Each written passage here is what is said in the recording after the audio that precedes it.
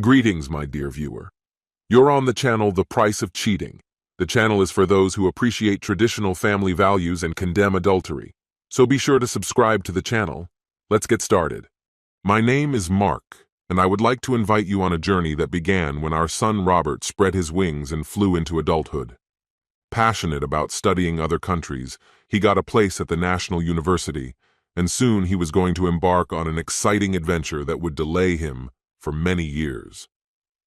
We were already looking forward to Christmas Eve to see him. With Robert's departure, our house has become a little different. The bedroom and bathroom he occupied were now vacant, and I turned to my wife Susan with a playful grin. "You prefer a bath rather than a shower, don't you?" I asked, knowing the answer perfectly well. "When I'm not in a hurry, yes," she replied, her curiosity aroused. "Why are you asking?" "Why not make it more interesting? How about we share a bath?"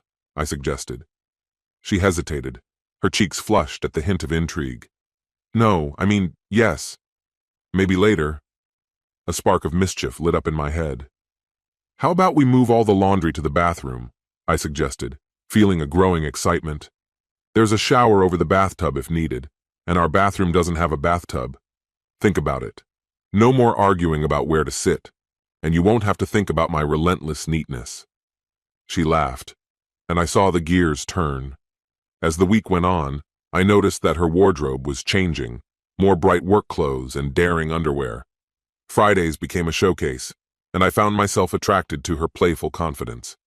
At first, I felt a little out of place, but one Friday when I came home early and hurried to the bathroom, I surprised myself. The seat was lowered, which caused an unexpected pause.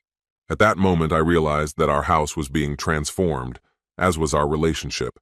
It was a new chapter filled with spontaneity and the thrill of shared experiences. Who would have thought that Robert's departure would lead to such delightful adventures for Susan and me? I am a self-proclaimed tidy person, but when it comes to the toilet seat, my bathroom has its own rules. The seat must be raised. This is my declaration of male territory. "Did you use the toilet this morning by any chance?" I asked Susan, half jokingly, but with a note of suspicion. "Good God, no. I never dreamed of it. You're too neat for that," she replied, her eyes widening in mock horror. And to be honest, I believed her. But there was a man in the frame, most likely a husband, who had his own fights for a place at home. He came into my room, used my toilet, and automatically closed the seat. I could imagine him in bed with her, and after that she went to her clean bathroom to freshen up, blissfully unaware that he had just left evidence of his visit in my domain. Did this happen every Friday? I couldn't get rid of that thought, but what worried me most was how I managed to stay calm. Rage boiled inside me. Next Friday, I decided to take a day off from work and think over my little operation. I rented my fancy car at the rental office and took another one for the day. I got home just in time to see her leave the house, and a plan began to take shape. I followed her unnoticed until she parked her car in the nearest parking lot, and then followed her example, positioning myself so that I could keep an eye on her car while I slipped into the cafe to drink coffee, and thoughts of possible options flashed through my head. In a noisy coffee shop across the street, I was lost in thought, considering my next move. Anticipating the unexpected, I decided to equip myself. I quickly ran into the nearest men's clothing store and bought an elegant, lightweight anorak and a stylish baseball cap. 2 shops later, I bought a needlework knife and a retractable blade, armed in case something happened.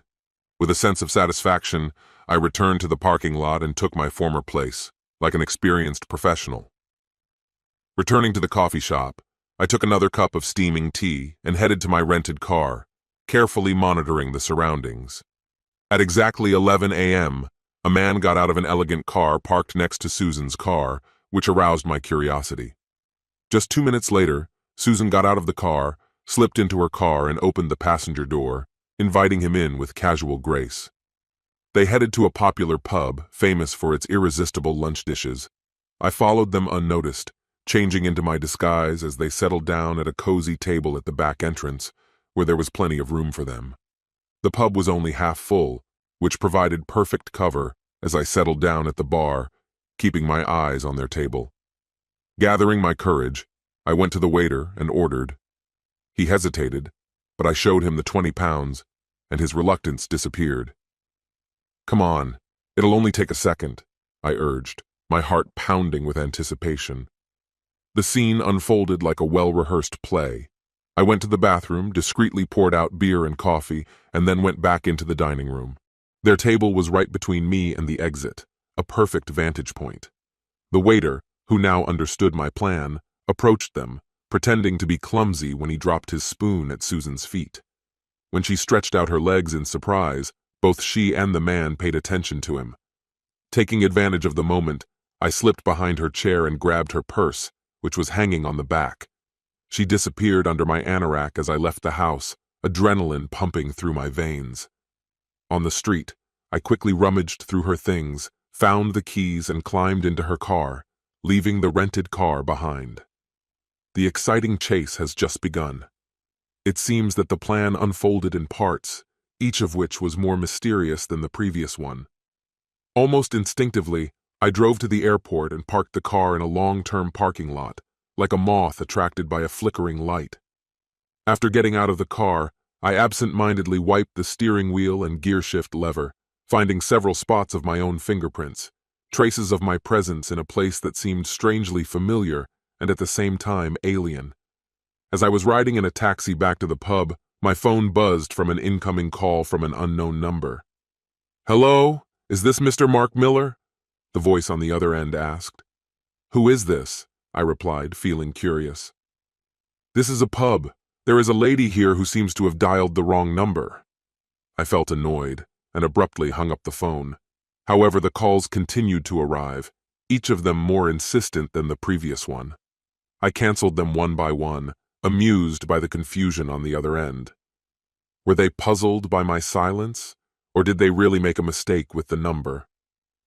When I returned to the pub, I looked around the room, but found no trace of the lady or the caller. My thoughts returned to the rental car, and for the first time I decided to rummage through Susan's bag. Inside, I found a tiny pair of panties, completely fresh, and hinting that the day had not yet come to an end. It dawned on me that if she didn't have time to buy more, she might spend the rest of the day without comfortable underwear. When I opened her purse, I noticed that it contained keys, cash, cards, a mobile phone, and a handful of contraceptives items that seemed inappropriate given the nature of our relationship. After skimming through the messages, I discovered that she had a lunch date with Edward, a name that I began to associate with something more than just a casual acquaintance. The mention of his sleek car ignited a spark of awareness, setting off a chain of events that I could hardly have predicted. When I returned the rented car to the rental office, the engine hummed softly while I parked it. With a satisfied click, I locked the doors and slid into my car, the familiar skin lying pleasantly under my fingers. Where am I going? Susan's place of work. There was a ghost town in the parking lot, no cameras, no prying eyes. After parking, I took out a knife, the blade of which sparkled under the rays of the midday sun. I quickly dealt with the valves of her lover's car. While I was working, the blade danced, leaving deep scratches on the smooth bodywork, a trace of my work. "Stop it, Susan," I muttered to myself, pleased with how chaotic everything turned out. I had to close both doors tightly to keep my little secret. Maybe this is the work of an envious colleague who is bitterly worried about his inability to write. With that thought in mind, I went home, feeling calm. 20 minutes after our dinner, when the spoon had already crashed to the floor, Susan finally noticed her bag was missing. At first, it seemed that there was no connection between these two events. She and Edward casually mentioned this to the waiter, who immediately began a futile search in the dining room. The bartender shrugged, claiming that nothing unusual had happened. "Maybe you left her in the car," Edward suggested with a hint of hope in his voice. "No way. I distinctly remember putting it on the back of a chair, but let's check it out anyway." Panic began to creep into my soul. "Damn it!" she exclaimed, her heart pounding wildly. "After all, the car has disappeared too!" Panic was building as she rushed back to the pub, panting with excitement, urging them to call the police. Can they contact her husband?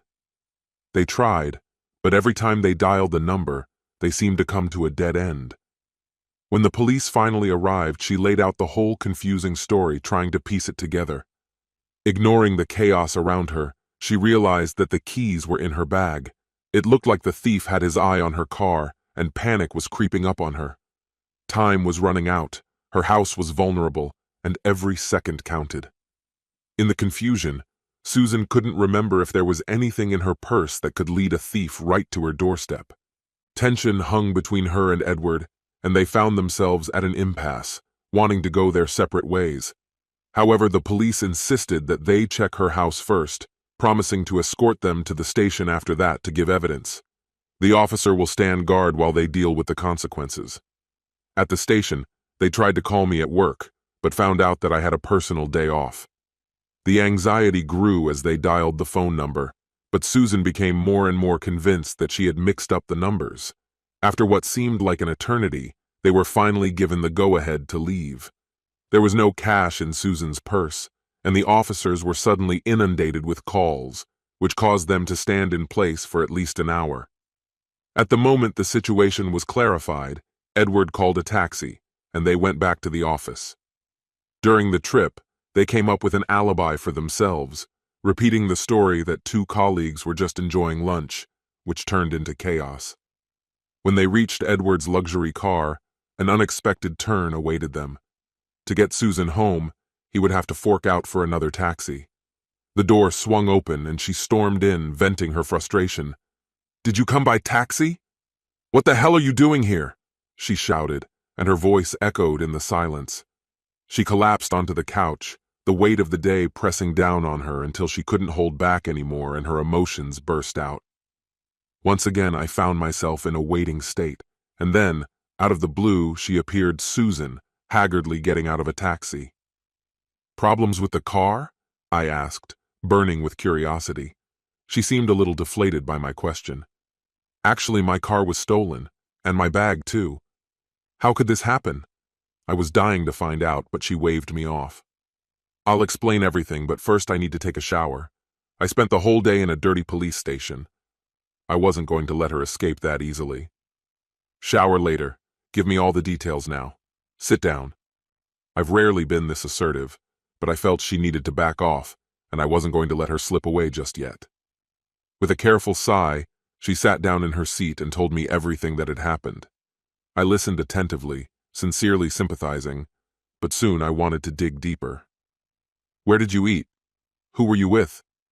Her eyes narrowed at the change in my tone. I could tell that she sensed my wariness, but at the same time she held herself confidently, not wanting to show any signs of a defensive position. By the time she finished, anxiety hung in the air like a thick fog. I decided to change the subject. "I should call a locksmith, just in case." She looked puzzled. "Why?" "Because someone has the keys to our house. If there's anything incriminating in your bag, they might break in tonight while we're sleeping." At the word incriminating, she flinched, and I saw her shoulders tighten. I dialed the number of the locksmith, who agreed to come right now. Susan tried to run upstairs, but I couldn't. "You need to drink something while we wait. Let's calm our nerves." There was disappointment and gratitude in her eyes, but I could tell she appreciated the distraction. The night was just beginning, and I felt that we were on the verge of exposure.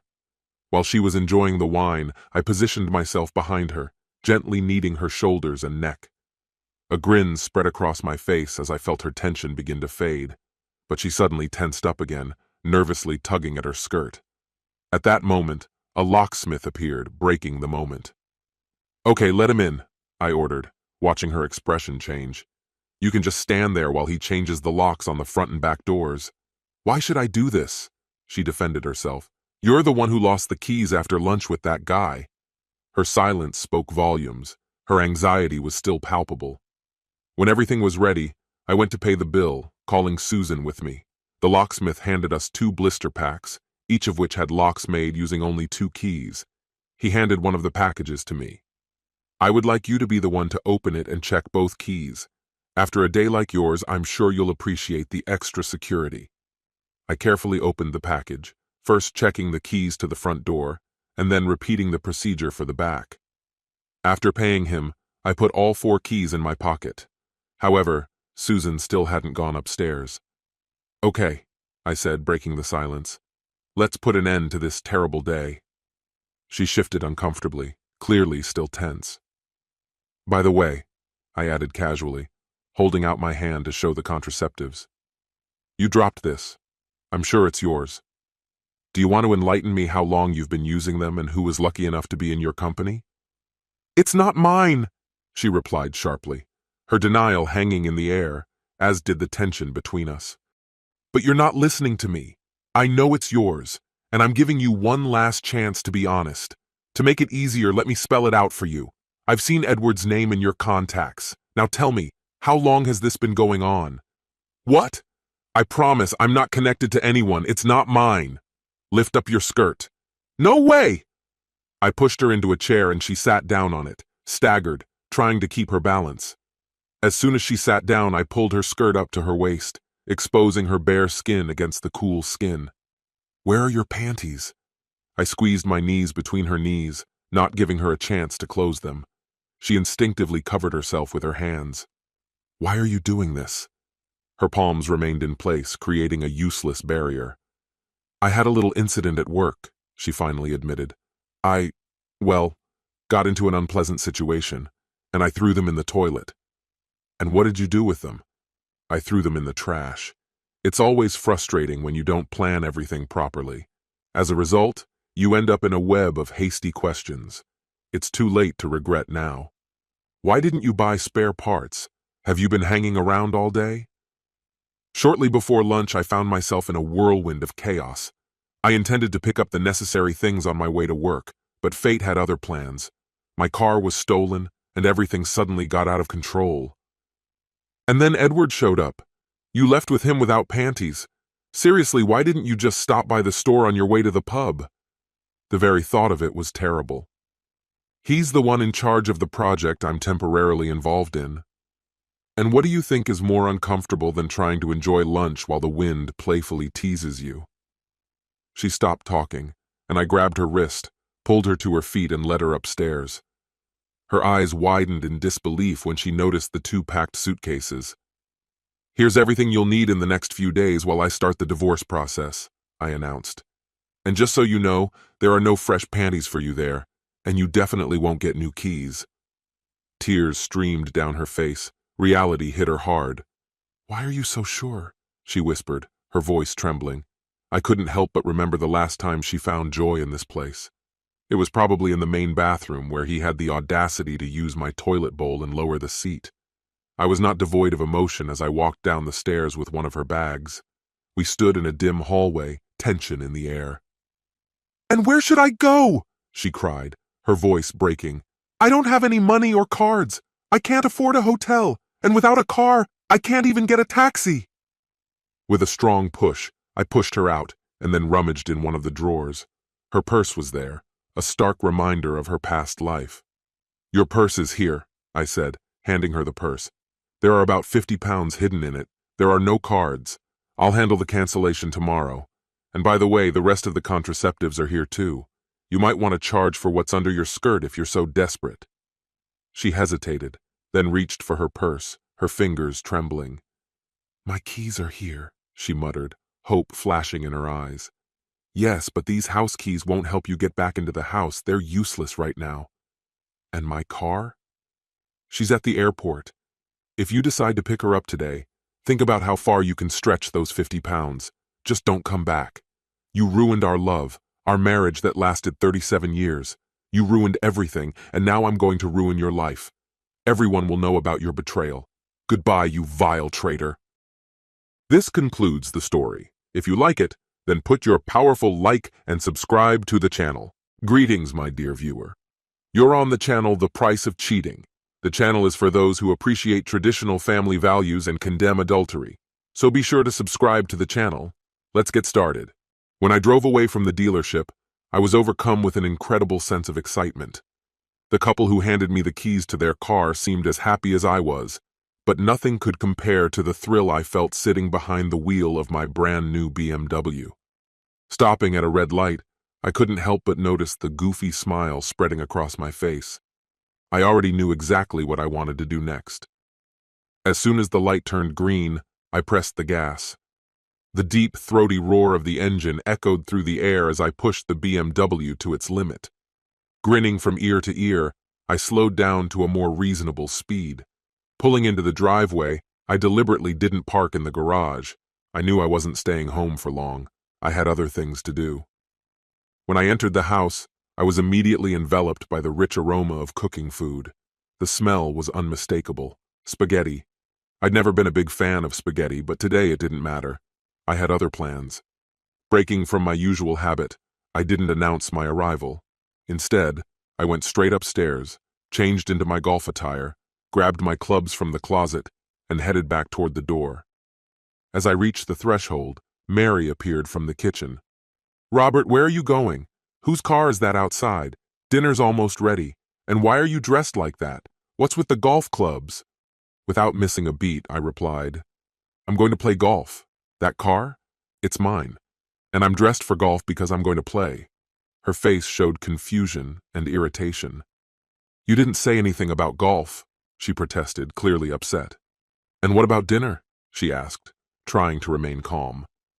"I'll have dinner at the club," I replied nonchalantly. "Enjoy your meal." As I closed the door behind me, I heard her puzzled voice. "What do you mean, your car?" I didn't feel like explaining anything, so I left the question unanswered. My phone buzzed in my pocket, but I muted it. When I arrived at the country club, I had a quiet dinner with Michael and Thomas, and then we went for 9 holes.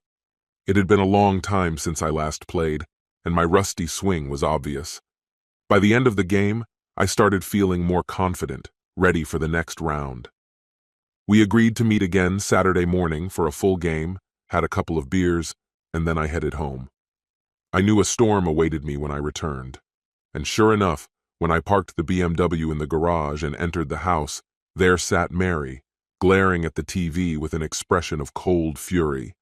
Her gaze could burn through steel, and her voice was filled with anger. "What's wrong with you, Robert?" she snapped, her words sharp and biting. "Nothing," I replied calmly. "What's wrong with you?" She blinked, clearly not expecting such a direct response. Usually I avoid conflict. I've always been easygoing, avoiding unnecessary arguments. Take the kitchen appliances, for example. Mary likes stainless steel, and while I don't care, I let her choose whatever she wanted. It doesn't matter much to me. I think over time she mistook my easygoing nature for a lack of character. Now I realize I contributed to that perception. But today was different. I wasn't going to just go with the flow anymore. For a moment, Mary looked at me, stunned by my sudden determination. "What's wrong with you?" she repeated angrily. "You show up in some gas-guzzling monster, say you're going to play golf, skip the dinner I made, and then have the nerve to ask what's wrong with me." I considered her words before responding calmly. "Yes." My voice was steady. "Yes." Her face twisted with disbelief.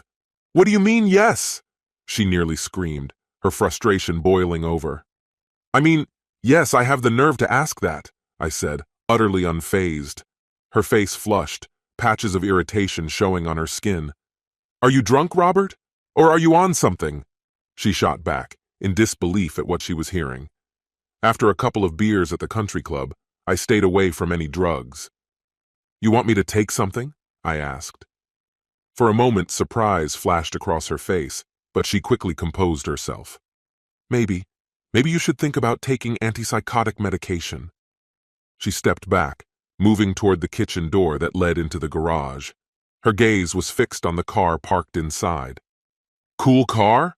she scoffed. "Is this a midlife crisis?" I hesitated for a moment, her question hanging in the air.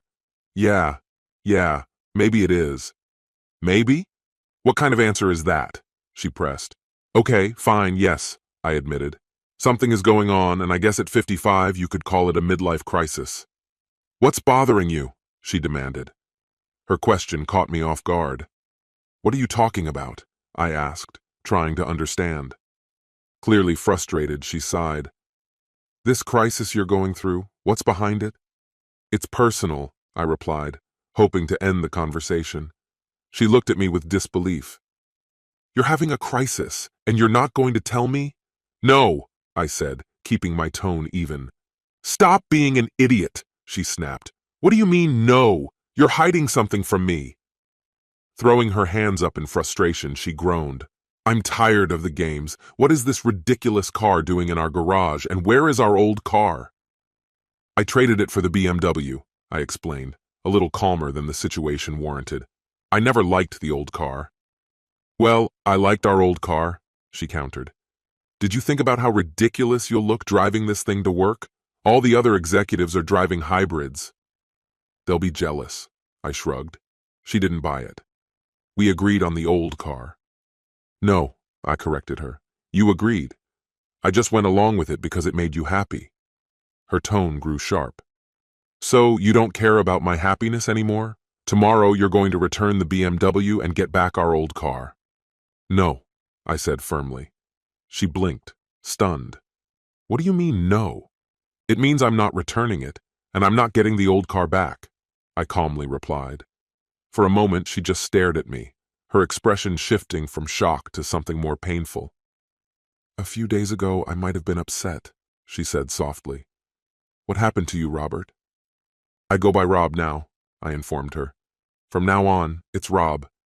Her jaw dropped, and for the first time she was speechless. The silence was strangely pleasant as I headed upstairs to take a shower and get ready for bed. When I returned to the bedroom, the pillow and blanket were neatly folded at the foot of the bed. You're sleeping in the guest room tonight, she said coldly. You're acting like a child, and I won't share the bed with you. I paused for a moment, considering her words. Then, without saying anything, I pulled back the blanket and made myself comfortable. Her eyes widened in surprise. What are you doing? Going to sleep, I replied, not bothering to elaborate. I told you you're not sleeping here, she reminded me, her voice rising. Yes, I said, I heard you. But you don't get to decide where I sleep. This is my side of the bed. The bed is split evenly. I have my side and you have yours. I don't invade your space, and it would be fair if you didn't cross into mine. With a mischievous grin, she deliberately rolled over onto my side of the bed. In response, I swiftly pulled the blanket from her and, without hesitation, laid down on top of her, completely covering her. She wriggled beneath me, pushing and squirming, but it was useless. I outweighed her by nearly 100 pounds, my 200 to her 100. Her efforts were futile. Get off me, idiot! She spat out, her voice clearly irritated. She tried to hit me, but I caught her wrist before her hand could reach its target. This is my side, I said calmly. Yours is over there, and I didn't invite you to mine. I loosened my grip, allowing her to pull her hand back, and she immediately took the opportunity to return to her side of the bed. Suddenly, she began to cry. What's wrong with you, Robert? She sobbed, her voice trembling. Why are you being so cruel? There is no Robert, I replied coldly. There's Rob. I've already told you I prefer being called Rob. I thought you liked being called Robert, she mumbled, clearly confused. That's what you like to call me, I corrected her, unwavering. I never liked it. I just put up with it for your sake. But I'm done pretending. Why should I try to make you happy when you don't even respect me? Her tears continued to flow, quiet sobs escaping her lips. What happened to you? She asked in a shaky voice. Just yesterday you were the perfect husband, and now it's like I mean nothing to you. This didn't change overnight, I answered. It's been 3 days, not one. She stared at me, her eyes wide, like a baby bird waiting for its mother. I have nothing left for you, I said in an even tone. Worms? She asked, her face twisted in confusion, as if I had gone mad. What's wrong with you? Are you sick? I paused for a moment, thinking about my answer. The first part is complicated, I began. But yes, I am sick. She studied my face closely. What kind of sickness? I have a heart problem, I replied. Her face filled with concern. You mean a physical heart problem? Blocked arteries? An arrhythmia? How is that connected to your behavior? It's not that kind of heart problem, I clarified. It's more of a transformation, like a transplant. Are you going to explain what that means? She demanded, irritation creeping back into her voice. 3 days ago, I found out that you're cheating on me, I said, my tone flat and calm. The love I had for you? It's gone. What's left is a heart as empty as yours. Now I only think about myself. I care about my happiness, not yours. Her face twisted in shock. What did you just say? Maybe you should check your hearing, I replied dryly. Did I stutter? No, she muttered, her voice trembling. You were painfully clear. Her expression hardened. I don't know what's come over you, but you better figure it out. You just called your wife a cheater and a whore. I didn't accuse you of anything, I said calmly. I simply stated the facts. She blinked, unable to believe her ears. What are you even talking about? She was practically yelling at me, her voice full of irritation. There's no need to shout. I can hear you just fine, I replied calmly. I'm talking about your little meeting at the hotel with Oliver and Patricia Garcia, I said. Her face turned pale. What? How? I don't even know what you're talking about. Do you even know who the president is? What day is it today? She mumbled, grasping at any words to steer away from the topic. She fell silent, staring at me in shock. I couldn't shake the thought that she might be showing symptoms of short-term memory loss, perhaps from a stroke. I pulled out my phone and opened WhatsApp. The evidence was securely stored in our chat, and I had copies in more places than she could ever imagine. The photos were unmistakable. Mary, sandwiched between Oliver and Patricia, entering room 311 at the Patrol Hotel. She was kissing Patricia while Oliver's hand was firmly resting on her lower back. Panic crept into her voice as she asked, Where did you get that? Jacob sent them to me, I said calmly.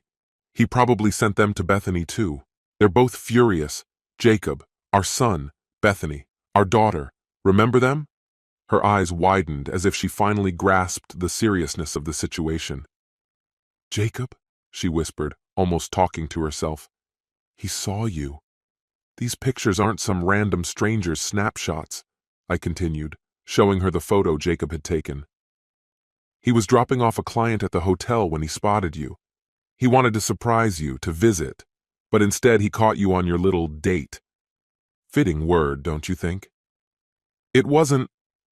Oh, God, she started, but I quickly interrupted. It's not about excuses right now. The real question is, what are you going to do? Robert won't do anything, I said with cold certainty. Rob's already on the case. He's arranged a few accidents for the three of you. She looked at me, her eyes a mix of disbelief and horror.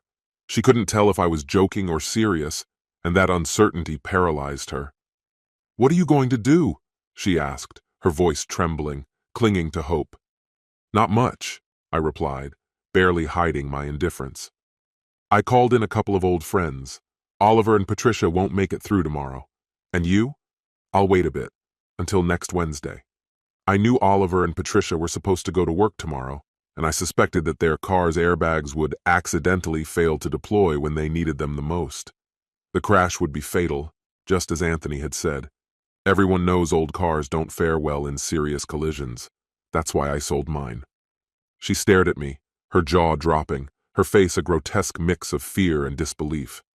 Slowly, her shock gave way to cold calculation. Strangely, her concern didn't seem to extend to Oliver or Patricia, only to herself. As usual, her thoughts were driven by self-interest. And what about us? She barely managed to say. We're finished, I said in an icy tone. I'm filing for divorce. You're going to work tomorrow, right? I wonder how your company will react when they find out that 3 of its employees were caught in a scandalous affair. I'm sure there'll be some awkward meetings at the office. I couldn't help but let out a dark chuckle. I'm also curious how Kyle Smith, your boss, who thinks of himself as a saint, will take this news. She let out a strange, piercing sound, somewhere between a scream and a sob, like an animal cornered. I calmly turned off the bedside lamp. Good night, Mary, I said, my voice cold and final. Part of me wondered if I would get the whole bed to myself after the divorce. She lunged at me, throwing herself onto my side of the bed, clinging to me desperately like a drowning person grasping at a straw. I don't want a divorce, Robert, she sobbed, her tears soaking the back of my shirt. I remained silent. Robert! Her hand grabbed mine, pulling me closer with a sense of urgency. "Robert, I don't want us to end like this." The room echoed with her words, but I said nothing. Her eyes darted past me as if searching for something. "Robert," she repeated, now with a hint of anxiety in her voice. I met her gaze. "There is no Robert here," I replied coldly, "and you're on my side of the bed." A flicker of irritation crossed her face. "Damn it, Rob. Rob, I don't want a divorce," she insisted again. I turned to her, my voice growing even colder. "And I didn't sign up for a wife who cheats, but here we are." Funny how things turn out, I thought. It seemed she didn't appreciate the irony. "Rob, I'm sorry," she whispered. "It was just something I wanted to try. I was curious what it would be like to be with another woman." "Well, I was curious too," I responded. "Interesting." I couldn't believe the absurdity of the situation. I had always thought Oliver was a man. She shot me an annoyed look. "Don't be ridiculous. This isn't about Oliver. I didn't sleep with him. It was just me and Patricia." "Oliver just watched?" I snapped. "No," she sighed. "He was with Patricia, and I was with her too." She seemed relieved to finally admit it. I stared at her in disbelief. "Do you even realize how this all sounds?" After a long, awkward silence, she spoke again. "I was going to suggest the same thing to you." "The same thing?" I asked, stunned. "What does that even mean?" "A threesome," she explained, her voice softening. "Me, you, and Patricia. You've always said you were curious about being with another woman." "Yeah, I did say that, but Patricia wasn't exactly what I had in mind," I muttered. "I was thinking of someone who hadn't been with half the town." Her face flushed with anger. "Who are you talking about?" she demanded, her patience snapping. I didn't hesitate. "Mia's always been on my mind." "Mia? My sister?" she screamed. "You're talking about my sister?" "You asked," I reminded her with a shrug. "Mia is beautiful. She's always been that way." Mia was like Mary, but better. Her golden blonde hair framed a face with warm brown eyes, and freckles dotted a nose too cute to describe. Her figure was stunning, the kind that made men stop in their tracks. Her curves were flawless, and her body exuded a sensuality that captivated everyone. 5 years younger than us, Mia had married an NBA rising star at 30, but when his career crashed and he drowned himself in alcohol, she left him. I remember when Mary and I were dating. Mia was just a high school girl with a crush on me. I adored her back then, but I never crossed the line. Sure, there was temptation, but nothing ever happened. I wondered if Mary would even entertain the thought. Or more importantly, Mia? It was a wild idea, but given the situation, anything seemed possible. Mary was leaving me anyway. Maybe this was my way of pushing her even further away. Her mind seemed to be processing everything. "I'm not going to have a threesome with my sister," she finally said, her voice trembling with disbelief. I shrugged again and rolled over, ready for sleep. The divorce moved surprisingly smoothly. Mary resisted, but divorces rarely drag on these days. Everyone knows how it goes. You can't avoid the mess. But for me, life went on. How do you let go of someone you once loved? You throw them away like garbage, even after 35 years of marriage. Sometimes they resist, but the outcome doesn't change. I never followed through with my wild idea about Mia, but I found peace. Now the touch of the woman next to me, her body curled up against mine, is enough to drown out any lingering thoughts of threesomes. This concludes the story. If you like it, then put your powerful like and subscribe to the channel. Greetings, my dear viewer. You're on the channel The Price of Cheating. The channel is for those who appreciate traditional family values and condemn adultery. So be sure to subscribe to the channel. Let's get started. It's hard to pinpoint exactly when everything started to change. My husband, Oliver, has always been the center of my world. From the outside, we seem like the perfect couple, and many see Oliver as an ideal partner. Handsome, successful, charming. He has a natural charisma and authority that don't require any extra effort. Approaching 57, he still has that commanding presence, while I, Margaret, sometimes feel like I'm aging a little faster. We've been married for 37 years now. Even though I often receive compliments from men, I've learned to ignore them. The most annoying ones come from overconfident types who think too highly of themselves. At 53, I've become comfortable in my own skin. My brown eyes, hair of the same shade, and a figure that still holds up have become my pride. I try to stay active, practice yoga, and maintain my shape, but I don't obsess over it. I enjoy good food and a glass of wine, which have added a few extra pounds, but I've accepted that as a natural part of life at this stage. I run a retail store and have a deep love for books, puzzles, and games of all kinds. Our children, Robert and Mary, are adults now but live nearby, so we often gather for family evenings. Our intimate life hasn't lost its spark either. The only issue, if it can be called that, is that I've never achieved complete satisfaction in bed, though it seems to bother Oliver more than it does me. He's attentive in every other way, and I genuinely enjoy being with him. One particular year, I decided to invite Oliver to my company's New Year's party. I always love dressing up for such events, and we usually have a great time. As always, Oliver fit right in, easily mingling with different people. After a while, I left him at the bar and went to dance. At first, I danced with female colleagues, but soon some young men joined us. Among them was Harry, our new supply manager. Harry and I always had a good rapport. Our interactions were easy and relaxed. He's young, athletic, and charismatic, and I couldn't help but notice that he was paying me a lot of attention. After a while, I went to check on Oliver and found him at the bar, looking rather unenthusiastic.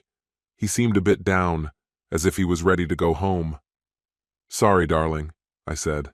"I got caught up in conversation and lost track of time." "With everyone or just him?" Oliver replied, nodding toward Harry. "That's just Harry, a colleague," I explained. "We were just having a bit of fun, dancing." "I saw the way you looked at him," Oliver said calmly. "You like him." It didn't sound like a question, more like a statement. I was caught off guard. "What?" "No." "Well, maybe I hadn't thought about it before. But now that you mention it, I guess, yes, a little." I did enjoy the attention, and it was nice to be noticed in that way. But I didn't understand. Sure, Harry was attractive, but I wasn't interested in anything beyond a friendly, professional relationship. Even if Harry had shown interest, I wouldn't have pursued it. Surprisingly, Oliver didn't react with anger. He seemed to accept my words. We stayed at the party, and I made an effort to spend more time with him. When we got home, my attraction to Oliver was at its peak, and we had an incredible night together. Afterward, he asked, "Was it Harry who turned you on?" I thought for a moment, then decided to be honest. "Maybe a little, but mostly it was you." Seeing that Oliver wasn't upset, I felt confident enough to continue. "It's nice to get attention from a young man, but nothing compares to what we have. All that energy, it's for you." That conversation opened the door to more candid discussions about our intimate life. We started sharing our fantasies, and our connection became more vibrant and frequent. I began experimenting with new lingerie, knowing how much Oliver loved stockings and heels. When we went out for dinner or drinks, I'd flirt with him, and I discovered a new side of my sexuality. Our conversations about fantasies also expanded, including hypothetical partners, usually celebrities or athletes. Throughout all of this, I constantly reassured Oliver how much I loved him and how lucky I was to have a partner who was open to exploring these things. We even started watching adult films together, some with themes of infidelity, which added a new level of excitement to our relationship. In the office, Harry often flirted with me, and I couldn't deny that I liked it. He regularly invited me out on dates, and though I always declined, a part of me secretly wanted to say yes. It became clear that I needed to talk to Oliver. One evening, I decided to discuss it with him. "I love you more than anything in the world," I began. "You're the best husband I could have ever dreamed of." Oliver smiled warmly. "I love you too," he replied. "But something's bothering you, isn't it?" "No, everything's fine," I said, though I knew it was a lie. I reminded him of our previous conversation. "Do you remember when you asked if I was interested in trying something new in our intimate life? I've been thinking about it a lot, and I feel like I want to explore this curiosity before it's too late. I wonder if it would be different with someone else." Oliver's face showed confusion, but I was sure this was something that could benefit us both. I just needed him to understand what I meant. Harry invited me to spend the weekend with him, and I want to go, I confessed, bracing for his reaction. I think it might help us figure out some things we've talked about. Remember how much you liked that video about the open wife we watched? I thought maybe we could bring that fantasy to life. Oliver's voice remained calm, though there was a hint of resignation in it. That was just a fantasy, Margaret. But maybe it could be something more for us, I continued. Harry has been interested in me for a while. He knows about you, and I don't see him as a threat to our marriage. I enjoy his attention, and I want to be completely honest with you. I'll tell you everything that happens, and I promise it won't change my love for you. Have you already done something with Harry? Oliver asked, and there was pain in his voice. No, we haven't done anything, I assured him. We're professionals at work, and I've made sure everything stays appropriate. But I want to have a little fun, and I'll always come home to you. This wasn't an easy decision. I saw the confusion and hurt in Oliver's eyes, even though he barely spoke. His silence said more than words could. I knew it was hard for him to hear. The fact that I hadn't had an orgasm didn't bother him as much as it did me. I'd read that it was quite normal for women, but I couldn't shake the thought that it might be different with someone else. Oliver seemed stunned. His legs trembled and he leaned against the wall to keep from falling.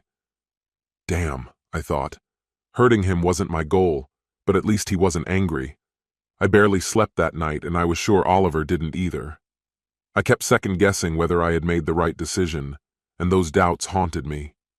In the morning, Oliver seemed a little calmer, which gave me hope. Maybe he saw the potential in this, even though it was difficult for him. I knew that these kinds of fantasies were far more common than people admitted, and I believed it could bring new life to our relationship. I didn't want to prolong the conversation. It was time to move forward. The thought of wearing lingerie for another man seemed surreal, but at the same time incredibly exciting.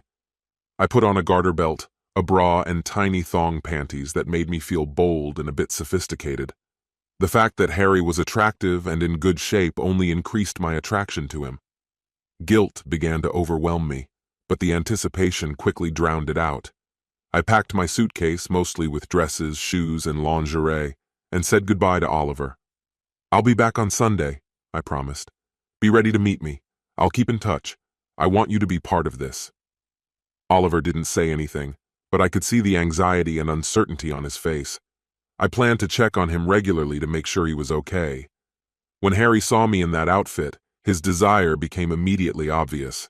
I made sure he saw my stockings, and the look in his eyes gave me a powerful rush of adrenaline. I wasn't planning on hiding anything from him. I wanted him to fully appreciate me. The tension between us was electric, and I couldn't contain my excitement for what lay ahead. How did Oliver take the news about our trip? Harry asked. Not as well as I hoped, I admitted, but not as badly as I feared. I was a bit surprised he didn't object more. And he knows what we're going to do? Harry asked. Yes, I replied. I refined my approach, making it clearer but still respectful. I presented my words as if they were part of a shared journey, a common moment. Surprisingly, there was no resistance from his side. Did he really enjoy it?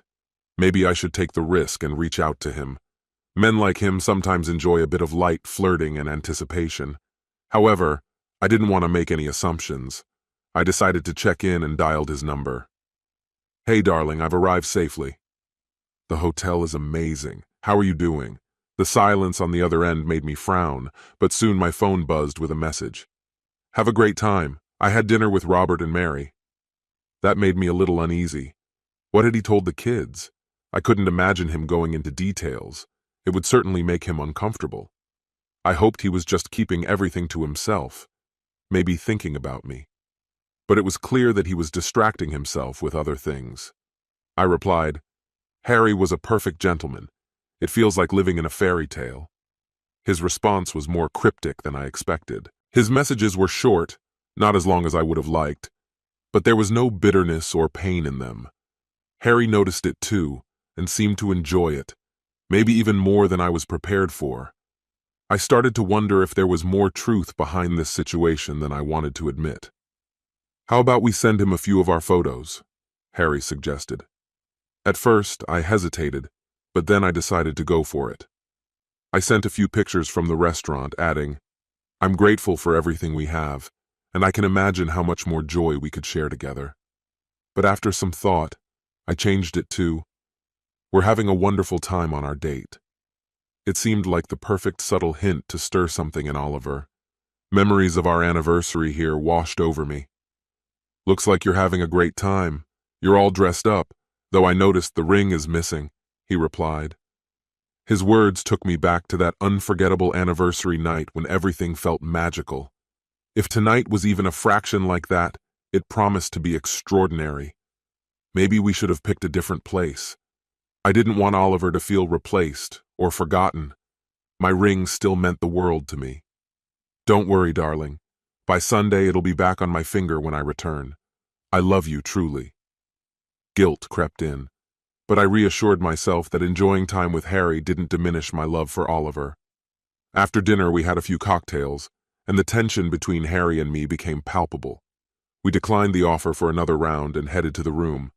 On the way, I quickly texted Oliver, "Heading up. Hope this excites you. I'll be the wife you love again, very soon. How are you feeling?" Before I could put my phone away, Harry pulled me close and kissed me so intensely that I trembled. "You won't regret this, Margaret," he whispered. "Maybe we could even make this a regular thing if Oliver's okay with it."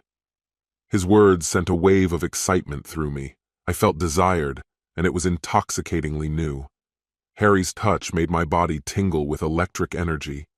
I asked him to wait on the bed while I changed into something more fitting. In the bathroom, I unzipped my dress and glanced at myself in the mirror. The lingerie I bought for this moment looked stunning. But then I looked at my phone. Still nothing from Oliver. This was harder on him than I had expected. Although we had both agreed to this, his silence was troubling. I typed out another message. "Oliver, are you there? You've been so quiet today. I love you, darling." When I finally returned home, I hoped we could sort everything out. However, deep down, I doubted it was really possible. I stared at my phone, trying to understand what my husband was thinking. Of course, to some extent, he had to be questioning or regretting our decisions. That's just the reality of where we are now. I even sent him a few flirty selfies, posing in front of the bathroom mirror, showing off my lingerie and stockings. From the other room, Harry teased, asking if I was trying to make him wait on purpose. My phone vibrated, and I looked at the screen. "Yes," was all it said. But instead of excitement, it felt like my attempt had disappointed him. I didn't want to push further. Damn, things weren't going the way I had hoped. Those photos were supposed to bring us closer, but now everything felt wrong. I tried calling him, but he didn't pick up. Maybe he wasn't as interested tonight as I thought. Just as I was about to send another message, the phone rang. "Forget it. Do you like puzzles?" "Puzzles?" He told me to check the first words of his messages. Confused, I went back and reread them. "Have fun. Forget. Forget." Then it hit me. Actually obvious. Yes. Divorce. Divorce. My heart sank. Damn it. I tried calling again, but still no answer. Panicking, I hastily got dressed, struggling to put on my shoes while Harry looked at me in confusion. "I need to go home. Now," I said in a rush. Harry was stunned, but quickly tried to calm me, asking what was going on. I shoved the phone at him, showing him the messages. "Damn. You don't think he's going to do something crazy, do you?" "I don't want my wife finding out about this," Harry muttered nervously. "Wait, you're married?" I blurted out, rushing out of the bathroom and frantically sending more messages. "I'm coming. On my way," I wrote, praying for some kind of response. Harry grabbed his car keys and we ran out of the house. I kept trying to call, but there was still no answer. I left a voicemail, my mind racing. There was nothing more I could do. "I'm coming home," I wrote again. This time, the response came almost immediately. "Margaret had her fun. Thanks for the heads up. Gives me time to prepare." Fear gripped me. "Please don't do anything rash," I begged. Everything felt like a terrible mistake. Even loving him now felt wrong. Then another message arrived. "Legally, I have no other choice." In desperation, I tried to explain myself. "I'm not seeing him anymore. I choose you." But his reply was colder than before. "It's pointless. You wanted him, and I don't want to hold you back. Your body, your choice. Did you at least know he's married with 3 kids? He added. Take your time. I'm leaving. I got fired just before retirement and I'm going traveling. His last message was like a punch to the gut. Oh yeah, by the way, I found another word. I scrolled through the messages again. Chance, love, law, whore. My heart clenched. When I finally pulled up to the house, everything felt wrong. A for sale sign was staked in the front yard. I had poured so much love into this home. It had been my sanctuary. But now it was all falling apart. Inside, on the kitchen table, lay the divorce papers, already signed by Oliver. Most of his clothes and personal belongings were gone. The realization hit me like a sudden, crushing blow. He was slipping away, the person who meant everything to me. We had shared so much. Every conversation flowed effortlessly, always filled with laughter. He was the center of my universe, and now that universe was crumbling as he drifted further away. In a desperate attempt to hold on to him, I sent one more message. This can't be the end. I love you, and I know you love me too. For 2 agonizing weeks I waited, clinging to the hope of a response. But nothing came. His silence was like an endless abyss. No matter how many times I reached out, there was no answer. I was consumed by grief. He took half of our savings and packed up the things that mattered most to him.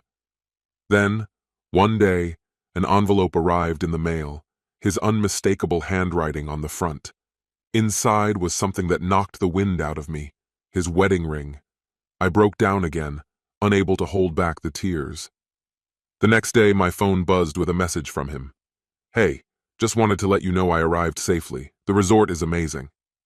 I stared at the screen, hoping for more, but that was all. Attached was a photo of a beach, so beautiful it looked unreal, the water a vibrant blend of turquoise and jade. The image was stunning, but my heart felt heavy. I quickly typed a response. I'm sorry, Oliver, please, just come home. But then something strange happened. His next message sent a shock through me. He said he was now living his dream and mentioned a woman named Emily, who was kind and welcoming. He sent another picture, this time of a tanned woman lying on a lounge chair in a green and yellow bikini. It hit me like a punch. He was throwing my own words back at me, the ones I had sent in a moment of weakness that night with Harry. His message was filled with bitterness. It's amazing here, every day. Oh, and I saw you returned the ring. Respect for that. Hope you're doing well. Then came the final, crushing blow. No chance for reconciliation. This was goodbye.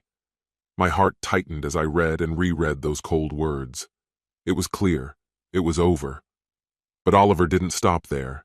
He went further, forwarding all the messages I had sent to Harry that night by email, to Harry's wife, to my relatives, and even to our children. Harry called me, furious, raging that his wife had kicked him out and filed for divorce. He blamed me and my messages, and I blamed him for being insistent that night. My relatives were beside themselves with anger and confusion, trying to make sense of what had happened. But the most painful, the deepest blow, was from my children. Their disappointment was unbearable. Without hesitation, they told me not to expect Oliver to ever come back. This concludes the story. If you like it, then put your powerful like and subscribe to the channel.